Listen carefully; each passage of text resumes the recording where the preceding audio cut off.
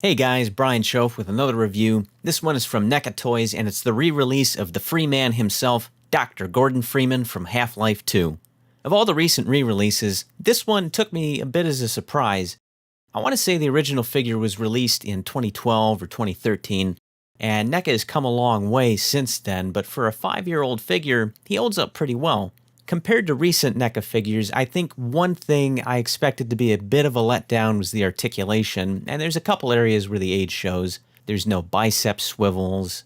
This armor could have easily hidden that joint right here. Another thing is he doesn't have ball-jointed hips, but this is one of the better V-joints I've seen on a figure because you can still pivot the legs outwards while twisting the thigh, so the figure has more of a range of motion than I was expecting. I'm pretty sure the original release didn't have these pins and that they were added to modernize the figure a bit, specifically for this re-release. Accessory-wise, the good doctor has bug bait, his trusty crowbar of justice, and a second set of hands, which you'll need to swap out so he can hold his zero-point energy field manipulator, or in layman's terms, the gravity gun. But the crown jewel of accessories here is the Headcrab, rendered in gory glory. Probably the coolest thing about Krabby is if you flip him over, you can see NECA made him with a hole deep enough to fit over a smaller scale figure's head.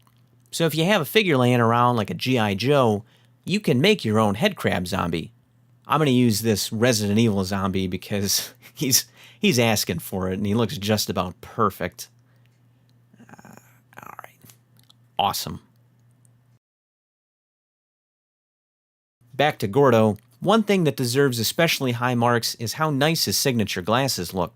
They're appropriately scaled without being bulky, and they actually have lenses, which is just kind of amazing to me how good these horn rims look, especially when you put them next to other figures with glasses like this Diamond Select Egon Spengler.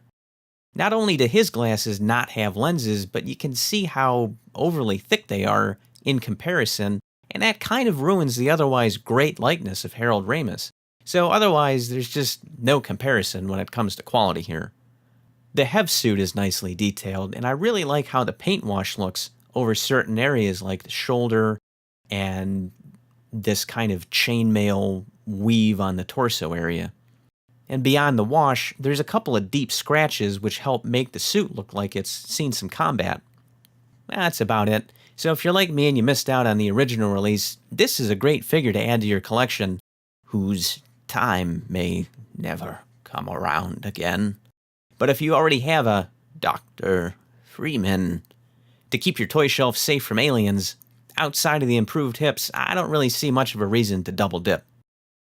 So if you have any questions, feel free to hit me up on Twitter, like, comment, subscribe, all that jazz. And don't forget to check out bombasticentertainment.com to see what we're up to.